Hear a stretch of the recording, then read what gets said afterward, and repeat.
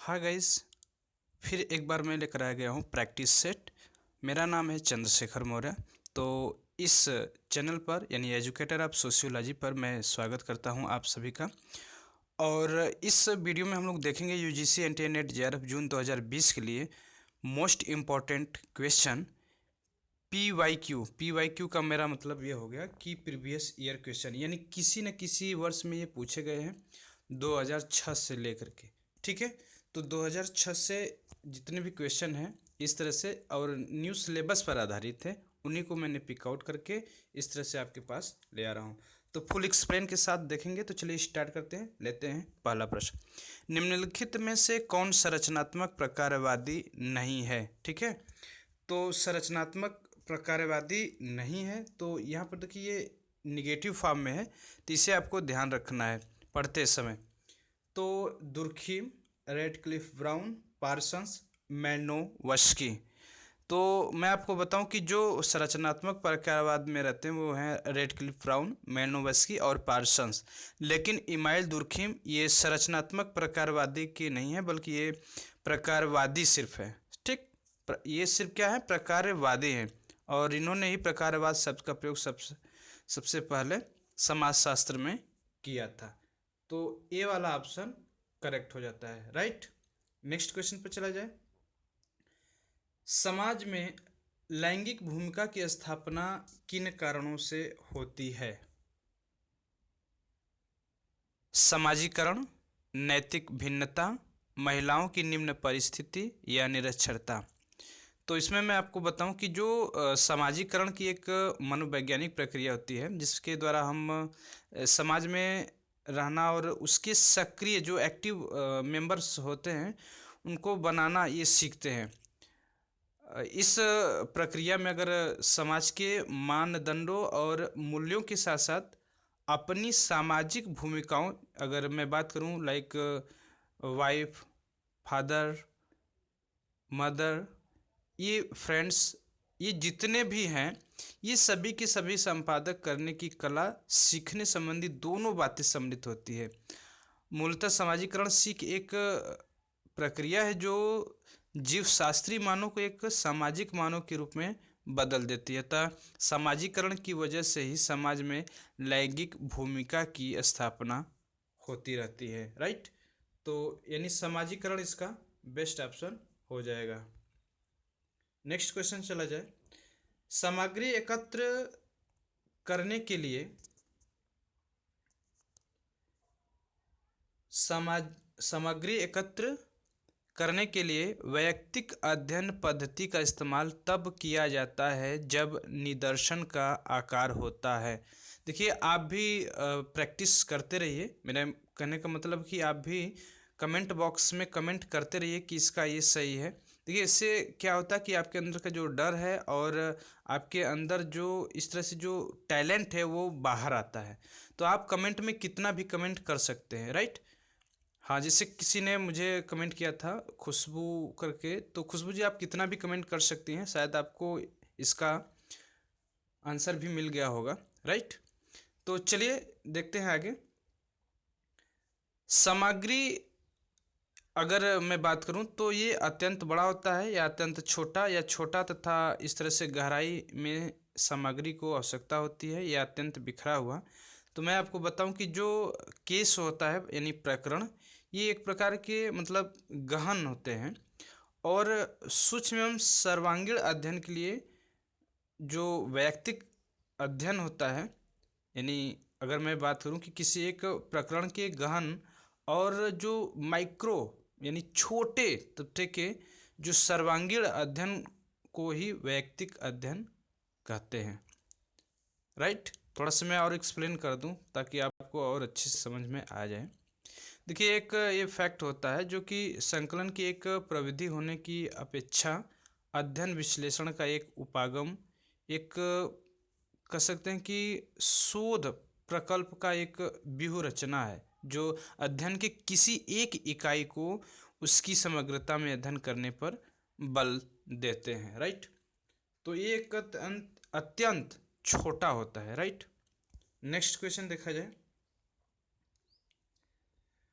अपेक्षित भूमिका से संबंधित पुरस्कार एवं दंड को कहा जाता है मानदंड, मूल्य, लोकाचार, स्वीकृति।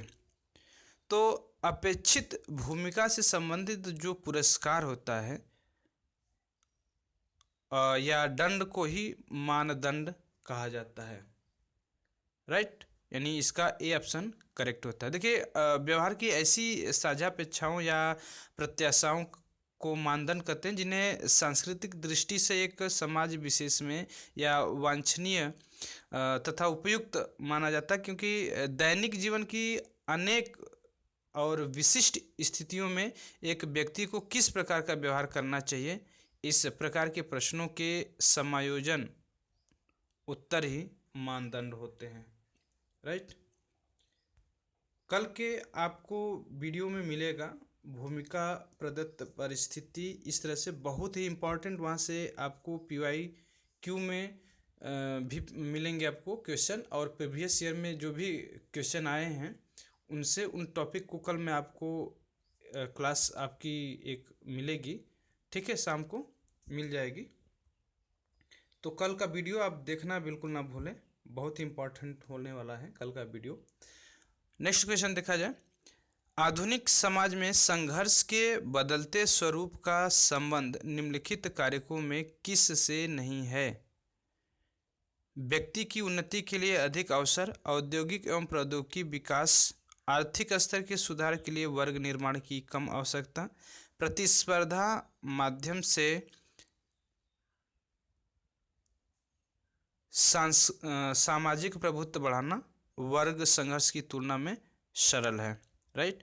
तो देखिए यहाँ पे जो आर्थिक स्तर के सुधार के लिए वर्ग निर्माण की कम आवश्यकता होती है, क्योंकि देखिए संघर्षवादी जो सिद्धांत हैं उसके जनक हैं कार्ल मार्क्स। वे द्वंद्वात्मक सिद्धांत को भी भौतिक आर्थिक अवस्थाओं में लागू करके संघर्ष का सिद्धांत दिया है। वर्तमान समय की अगर मैं बात करूं तो संघर्ष के बदलते स्वरूप में आर्थिक सुधार के लिए वर्ग की जो प्रासंगिकता है वो शून्य हो गई है, और वर्ग का निर्माण आर्थिक सुधार में बाधक होता है, राइट। तो यहाँ पर जो बेस्ट ऑप्शन है वो हो जाता है हमारा सी वाला, राइट। नेक्स्ट क्वेश्चन देखा जाए, धन, शक्ति एवं प्रतिष्ठा की असमानता होने वाले प्रभावों को किस रूप में वर्गीकृत किया जा सकता है? जीवन अवसर, जीवन शैली, मूल्य एवं सिद्धांत, उपरोक्त सभी। तो आप सभी लोगों को पता है कि धन, शक्ति एवं प्रतिष्ठा की असमानता से उत्पन्न होने वाले प्रभावों को जीवन अवसर यानी जीवन शैली या मूल्य एवं सिद्धांत के रूप में वर्गीकृत किया जाता है। मतलब अलग अलग ऐसे जो भी आप देखते हैं, तो कभी जीवन अवसर, जीवन शैली, मूल्य एवं सिद्धांत, तो जो धन, शक्ति, जो संपदा है, प्रतिष्ठा है, तो इनसे होने वाले जो प्रभाव होते हैं, तो आप सभी के लाइफ में ऐसे मिलते हैं। तो आप सभी को ये प्रश्न आई होप कि पता होगा इसका आंसर, तो डी इसका आंसर करेक्ट होता है, राइट। नेक्स्ट क्वेश्चन देखा जाए, अभिकथन की शोधकर्ता जो प्रश्नावलियों का उपयोग करते हैं वे इन्हें अनुपाततः लोगों की ज़्यादा गिनती से संबोधित भारी मात्रा में सामग्री जुटाने के लिए उन्हें तुलनात्मक दृष्टि से सत्ता, तेज एवं प्रभावशाली ढंग मानते हैं। तर्क आ रहा है कि प्रश्नावलियाँ ऐसी सामग्री मुहैया कराती हैं जिन्हें लक्षणबद्ध किया जा सकता है। तो यहाँ पर कोड दिया है, तो मैं आपको सीधे बता देता हूँ और आप सीधे ऑप्शन पर कोड पर जा सकते हैं, राइट। देखिए सबसे पहले मैं बात करूँ आपसे कि जो प्रश्नावली है, प्रश्नों की एक सूची होती है जिसे शोधकर्ता उत्तरदाता के पास डाक के माध्यम से भेजता है। तो जब आप नेट JRF जब क्लियर कर पाएंगे, मतलब उसे क्रॉस करेंगे, क्रैक कर जाएंगे, तो जब आपको शोध करना होगा, रिसर्च करना होगा, तो आपके पास एक सूची होती है। तो जब आप पूरा शोध कर लेते हैं तब उसे आप सेंड करते हैं, मतलब जिसके पास उसे भेजना होता है, जिसके संरक्षण में आप शेल्टर में रहते हैं, ठीक है। और जब जो जिसके संरक्षण में रहते हैं तो इन प्रश्नों का उत्तर देकर के पुनः शोधकर्ता के पास भेज दिया जाता है। और जो प्रश्नावली का जो प्रयोग व्यवहार के शोधों में आंकड़ों को एकत्र करने के लिए तथा शोध समस्याओं का अध्ययन करने के लिए किया जाता है, यह आर्थिक सामग्री जुटाने वाला सत्ता तथा प्रभावशाली तरीका है। इस प्रकार एकत्रित किए गए आंकड़ों को लक्षणबद्ध किया जा सकता है। ठीक है, तो इस तरह से ये जो स्पष्टीकरण है यानी बी वाला ऑप्शन करेक्ट होता है। तो जब भी शोध इस तरह से किया जाता है तो आपको उसे भेजना होता है, 2 साल का वो होता है, फिर 3 साल का एस हो जाता है। नेक्स्ट क्वेश्चन देखा जाए कि अल्पसंख्यक समूह अक्सर बहुसंख्यकों के प्रति अविश्वास व्यक्त करता है, और जो तर्क है कि अल्पसंख्यक समूह प्रायः पूर्वाग्रह तथा पक्षपात के शिकार होते हैं। ठीक है, मैं बताऊं आप लोगों को कि एक लुई वर्थ जो थे, उन्होंने अल्पसंख्यक समूह को परिभाषित करते हुए लिखा था कि भाई यह व्यक्तियों का एक ऐसा समूह है जिसे उनकी शारीरिक या सांस्कृतिक विशेषताओं के आधार पर उस समाज के अन्य व्यक्तियों से जिसमें कि वे रहते हैं भेदभावपूर्ण और असमान व्यवहार करके इस प्रकार अलग अलग कर दिया जाता है कि वे स्वयं यह सोचने के लिए मजबूर हो जाते हैं कि उनके साथ सामूहिक रूप से भेदभाव किया जा रहा है। राइट, तो इसका जो ए है और आर दोनों सही है, मगर ए आर की सही व्याख्या नहीं है, यानी बी वाला ऑप्शन इसका करेक्ट होता है। राइट, नेक्स्ट क्वेश्चन देखा जाए। मार्क्स के अनुसार किसी व्यक्ति की किसी वर्ग में सदस्यता को उसकी आर्थिक व्यवस्था में स्थिति को देखकर ही निर्धारित किया जाता है, और तर्क है कि भाई वर्ग संघर्ष किसी एक वर्ग के दूसरे वर्ग तथा शोषण का आवश्यक प्रतिफल है। तो यहाँ पर कोड का प्रयोग किया गया है, तो यहाँ से हम लोग इस आधार पर करेंगे। देखिए, सबसे पहले मैं आपको बताऊं कि जो कार्ल मार्क्स हैं वो वर्ग से उनका अभिप्राय यह है कि भाई देखिए जो जन समूह है, जो समूह है, उसी से उनका अभिप्राय है। जिसे अगर मैं परिभाषा की बात करूं तो उत्पादन की प्रक्रिया में उनकी भूमिका के द्वारा की जा सकती है। मतलब ऐसा उन्होंने कहा है कि वर्ग ऐसे लोगों के समूह को कहते हैं जो अपनी जीविका एक ही ढंग से कमाते हैं। अतः कार्ल मार्क्स ने वर्ग का निर्धारण आर्थिक व्यवस्था के आधार पर किया है। उन्होंने 2 वर्ग इसमें पाए हैं, पहला तो शोषक वर्ग, दूसरा शोषित वर्ग। यानी जब शोषक वर्ग की नीतियां शोषित वर्ग पर असहनीय हो जाती हैं तब वर्ग संघर्ष शुरू हो जाता है। राइट, इसलिए ए आर का सही स्पष्टीकरण है। नेक्स्ट है कि अभिकथन है कि प्रकारवादी समाज को एक व्यवस्था के रूप में देखता है जिसका भाव है कि यह अत्यंत संबंधित भागों का समूह है जिनके समुच्चय से समग्रता का निर्माण होता है। लॉजिक तरकार है कि भाई परिवार एवं धर्म सरीखी संस्थाओं का विश्लेषण एकाकी इकाइयों की बजाय सामाजिक व्यवस्था के एक अंग के रूप में किया जाता है। देखिए, मैं बताऊं कि प्रकारवाद समाज को अंतर संबंधित भागों की एक ऐसी स्वचालित व्यवस्था के रूप में देखने का सरल दृष्टिकोण है कि समाजशास्त्र में प्रकार की अवधारणा का प्रयोग 19वीं शताब्दी में किसने किया था? आप हमें कमेंट करके जरूर बताइए दीजिए फटाफट।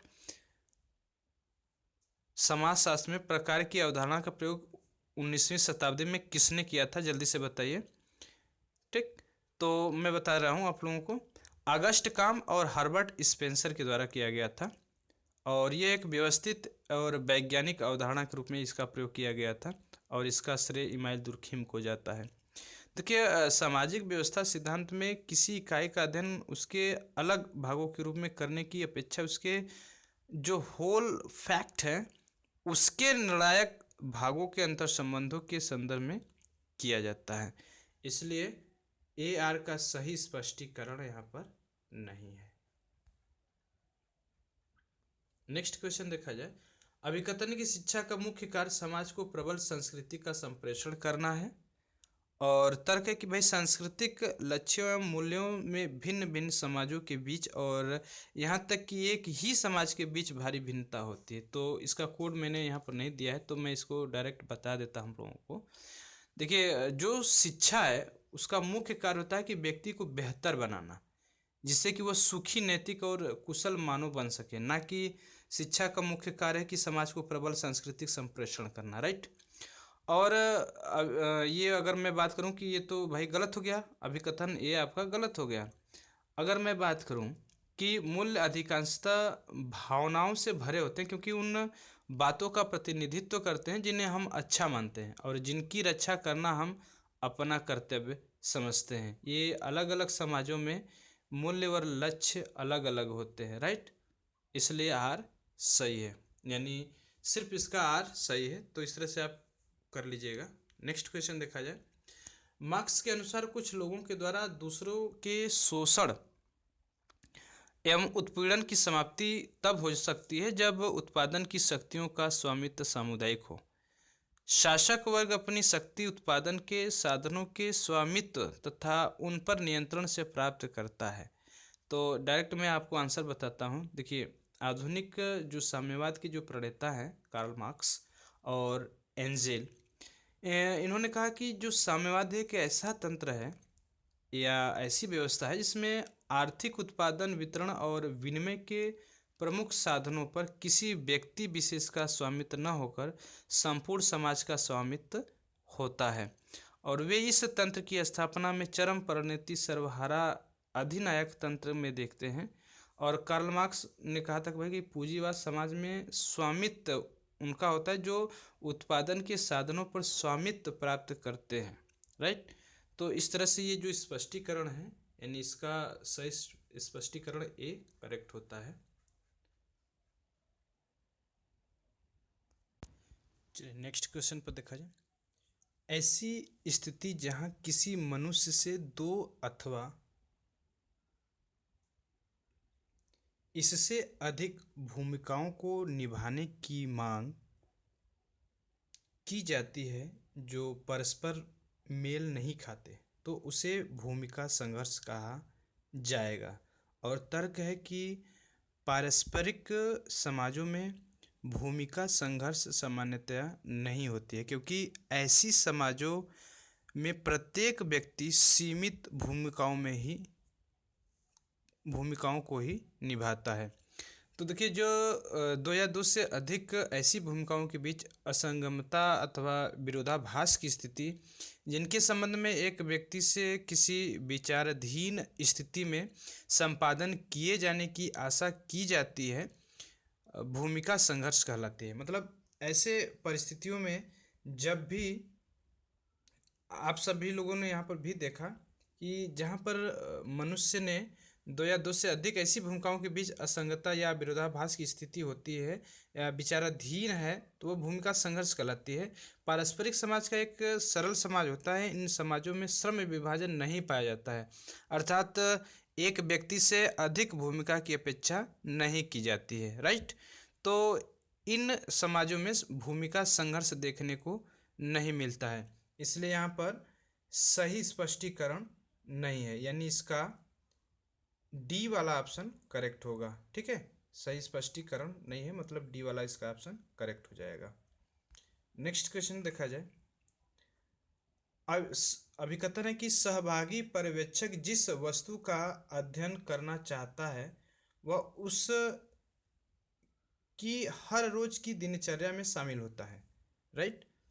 मतलब जो भी वो इस तरह से अध्ययन करना चाहता है तो वह उसकी प्रतिदिन की दिनचर्या में शामिल होता है या करना चाहता है, तो वह उस की हर रोज की दिनचर्या में शामिल होता है।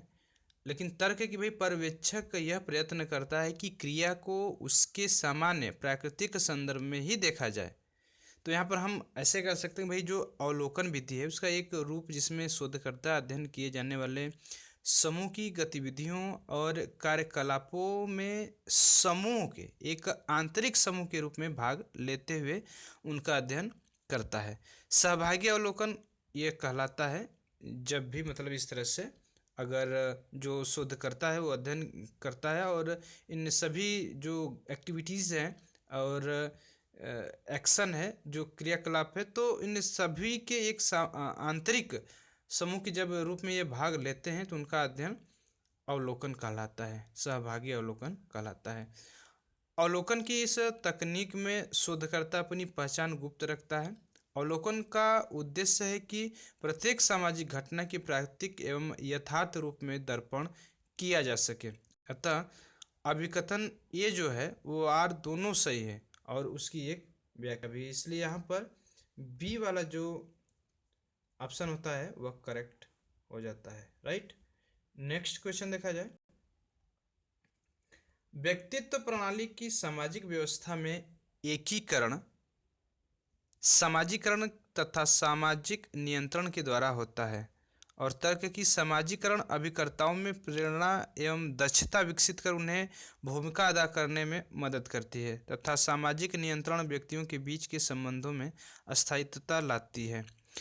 तो इस तरह से इसमें कोड भी दिया गया है। तो मैं आप लोगों को बताऊं कि देखिए, जो सामाजिक नियंत्रण से तात्पर्य ऐसी विधियों या साधनों से है जिनके द्वारा किसी सामाजिक व्यवस्था में व्यक्तियों के जो विचार हैं, भावना है, आकांक्षा है, यानी इस तरह से जो डिजायर, जो इच्छा होती हैं और व्यवहार को नियंत्रित करता है। यह व्यक्तियों और समूहों में एकता और स्थायित्व प्रदान करते हैं। यानी यहाँ पर आपका ये जो कथन है और जो तर्क आर है वो सही है और इसका सही स्पष्टीकरण भी है। तो यहाँ पर ये पहला वाला ऑप्शन करेक्ट हो जाता है। राइट। तो वीडियो को लाइक कर दीजिए और अधिक से अधिक शेयर करिए। मिलते हैं नेक्स्ट वीडियो में, तब तक के लिए जय हिंद जय भारत।